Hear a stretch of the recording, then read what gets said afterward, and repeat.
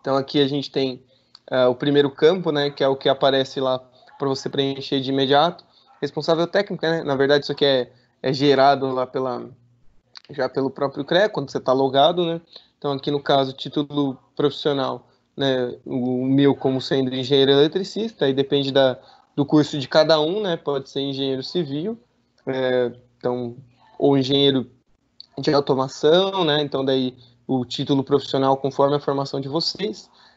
Aí temos aqui o registro, esse é o meu registro mesmo, né? Então se você procurar, por exemplo, você pode fazer uma consulta pública de profissional. Então se você pegar o meu registro e fizer uma consulta, você vai ver quais foram as RTs que eu emiti, né? Quais delas estão baixadas, pelo menos você consegue ter acesso a esse acervo, né? Para verificar se o profissional já executou algum serviço daquele porte, entre outras consultas que você pode fazer. Depois você tem os dados do contratante. Então, dados do contratante, quem te contratou, o nome, CPF ou CNPJ, né? Se é pessoa, aqui no caso, esse projeto do Bacão, então é uma pessoa jurídica de direito privado, né? Então ela é uma CNPJ. Então pode ser uma pessoa física, né, de direito privado, pode ser uma pessoa jurídica de direito público. Então, por exemplo, sempre quando eu emito a RT para os projetos da prefeitura, então dados do contrato. Então, contratante, prefeitura municipal, o CNPJ da prefeitura, endereço da prefeitura, né, tudo mais. Aí, vinculada à RT, aí sempre fica vinculada a minha RT de cargo-função, né, então, que a RT de cargo-função é para determinar, então, que você é contratado de uma empresa, né, então, para vincular sempre a, a função, né, que você está executando, né, o cargo, no caso, o meu cargo lá, engenheiro eletricista 1, então daí eu tenho que puxar essa RT de cargo e função. Tipo de contratante, pessoa jurídica de direito público, daí fica aqui, né, tipo do contratante. Valor, no caso aqui, como foi um projeto privado, aí eu ponho o valor que eu fui contratado, né, então no caso eu ponho o valor que eu fui contratado.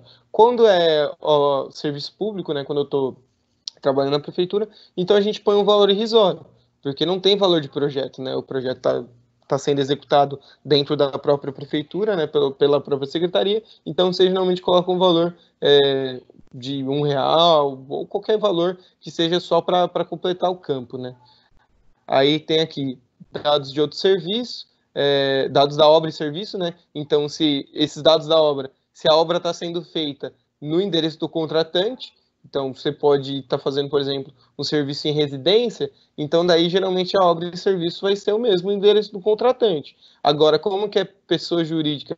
Muitas das vezes pessoa jurídica lá, direito público. Então, o endereço da prefeitura é um e as obras sempre são outros. Então, daí aqui sempre tem que colocar os endereços da obra e do serviço que você está fazendo. Então, endereço, complemento, cidade. Se você tiver coordenada geográfica, qual é a finalidade da instalação. Então, aqui é sempre interessante colocar o máximo de informações que você tem disponível. Às vezes você não tem disponível a coordenada geográfica, então não precisa ser colocado. Mas se você tem, ou tem um georreferenciamento, ou tem acesso a um Google Maps atualizado, né, você pode pegar as coordenadas e também indicar. Aí aqui vem realmente a parte que é mais técnica, né? O resto ali é tudo preenchimento de dados, mas aqui é a parte mais técnica que seria definir qual que é a atividade que foi feita, né? Qual que é a atividade que está coberta pela essa anotação de responsabilidade. Então, o que de fato você fez que você está se responsabilizando tecnicamente. Então, aqui no caso, eu coloquei, são 4 projetos básicos, eu não ia executar nenhum, né? Então, aqui, considerando que eu não estou fazendo nem a execução do serviço e nem a fiscalização. Então, tem algumas outras RTs que, por exemplo, eu fiz era aumento de carga, então era o aumento do padrão de entrada de uma escola e também reforma da instalação elétrica dela. Então, em uma RT, eu posso colocar diversos serviços. Se eu estou dentro da mesma obra, né? Então, estou considerando a mesma obra e serviço, então eu posso colocar diferentes atividades técnicas. Então, lá eu coloquei a atividade de execução de padrão de entrada e fiscalização de reparos e instalação elétrica, né? Então, aí a questão da execução, né? A execução a gente coloca a potência, por exemplo, da entrada de energia. E no caso da fiscalização, a quantidade de dias que a obra ia durar. Então, tudo isso, então, a gente vê aqui na atividade técnica. Então, ó, aqui eu coloquei que era a atividade de elaboração. Então, quando você vai estar fazendo uma instalação de padrão de entrada e tudo mais, aí é execução. Então, aqui para mim foi elaboração, projetos básicos, poderia colocar como sendo projeto executivo e tudo mais, mas eu prefiro colocar como sendo projeto básico para todas essas características. Então, projeto básico da subestação de energia, isso aqui é o complemento. Então, é a subestação aérea. Qual que é a quantidade que essa subestação tem? Então, é 300 kVA. Então, no caso do projeto da subestação, coloco em termos de potência. No caso de execução de padrão de entrada, também coloco em termos de potência, né? Então, qual que é a potência do padrão que você está executando? Agora, projeto básico de instalações de baixa tensão, telecomunicação e sistema de proteção, então poderia colocar, por exemplo, a instalação elétrica, a potência, mas convém melhor, então, eu particularmente coloco, então, a metragem quadrada, né, das áreas que eu estou fazendo esse projeto. Então, o projeto de telecomunicações foi feito lá na obra do Barracão, então o terreno tinha quase 8.000 metros quadrados, mas a área da construção é isso aqui. Então, foi feito projeto para toda a área construída. Então, foi esse valor que foi utilizado como referência para o projeto básico. Aí, depois de você ter colocado, então, todas as atividades que foram executadas, então aqui pode ser elaboração de projeto básico, pode ser execução de padrão de entrada, pode ser fiscalização de obra, pode ser, inclusive, aí também elaboração de laudo técnico. Então, quando a gente tem que fazer lá a parte de AVCB, né? Então, tem alguns lugares que você precisa tirar para poder fazer o auto de vistoria, né? Do Corpo de Bombeiros. Então, você precisa da emissão de um atestado de conformidade das instalações elétricas. Então, você vem, faz uma RT, né? Junto com o anexo do Corpo de Bombeiros, que eles têm um formulário de atestado de conformidade das instalações elétricas, mas junto com esse formulário você tem que então anexar a RT, que seria então essa anotação de responsabilidade técnica de elaboração desse laudo de conformidade das instalações. Então você faz, né, a RT para comprovar que você fez esse laudo. Então seria você pode emitir aí diferentes RTs para diferentes tipos de serviço. Continuando, então a parte de atividade técnica é muito importante, porque você vai definir o que de fato você está se responsabilizando. E outra coisa que é importante é a observação, porque se você acha que tem qualquer informação que precisa ser apresentada na RT, né, para que você tenha então uma maior segurança, um maior respaldo, caso aconteça alguma coisa, então você tem que colocar isso nas observações. Então aqui as observações é um campo aí onde você vai acrescentar informações que julgue necessário. No caso, o que eu fiz? Eu fiz dentro dessas observações, colocar cada projeto que foi contratado, o número de folhas, né, do projeto elétrico que foi enviado. Então, para não ter problema assim, eu mandei um projeto básico de instalações que tinham 5 folhas. Mas só chegou 4. Né? Então realmente está faltando alguma coisa, e isso aqui já está sendo determinado, inclusive, pela RT. Então, se eu estou falando que eu só me responsabilizo por um projeto que foi feito 5 folhas. Também, se aparece um projeto básico de instalações que tem 6 folhas, uma folha lá que alguém adicionou e falou que era por algum motivo, né, conseguiu fazer alguma adaptação lá e falou que aquela folha também pertencia ao projeto, ou não, dentro da anotação de responsabilidade técnica, isso não está sendo